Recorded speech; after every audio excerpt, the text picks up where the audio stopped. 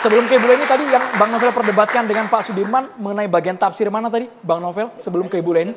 Ya, silakan. Bagian mana Saya tadi? melihat, jadi Langsung ke poinnya, Bang.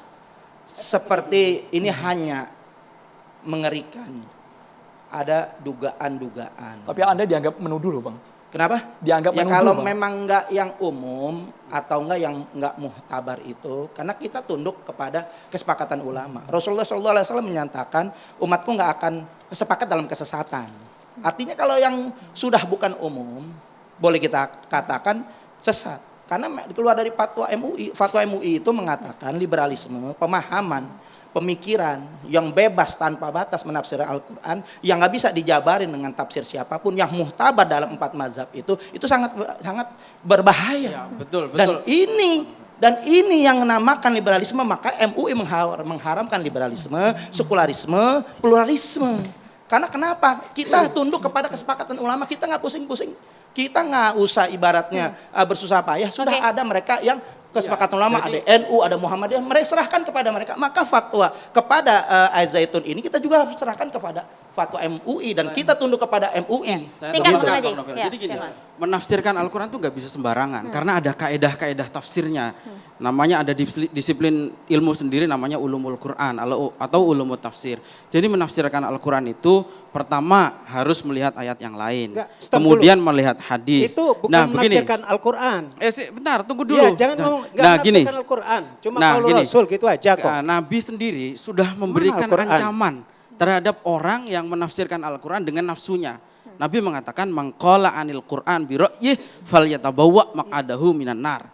Siapa yang berbicara Al-Quran dengan nafsunya, maka tempatnya adalah di neraka. Itu sudah ada penjelasan. Aneh, bukan begitu. Bukan begitu gimana? Ini adalah hal yang menjadi pakem ulama-ulama tafsir. Cuma membicarakan qaulur Rasul. Begitu loh. Qala Rasulullah Ini kita bicara konteks yang lebih luas, bukan hanya soal kalamullah. Dalam hal-hal yang lain, Panji ini senang sekali nafsirkan Al-Quran dengan nafsunya. Contoh, misalnya, dia mengatakan bahwa wanita itu tidak harus dinikahi. Yang penting adalah digauli dengan baik.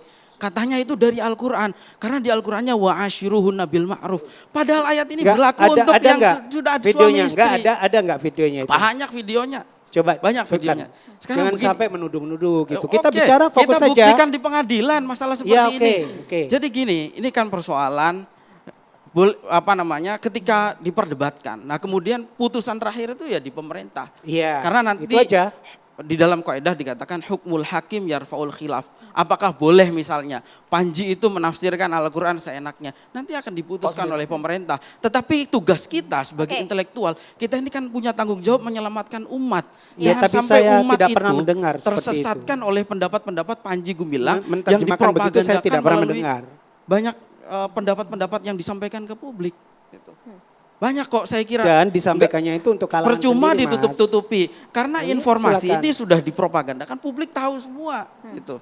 Seringkali yang diputar itu setengah-setengah gitu loh. Kabar Pak Brigjen Johandini dari Bareskrim itu sudah mengatakan di dalam bahwa ketika dikonfirmasi video-video yang beredar di publik, Panji mengakui bahwa itu adalah perkataannya. Bisa dicek lagi perkataan Brigjen Johandini.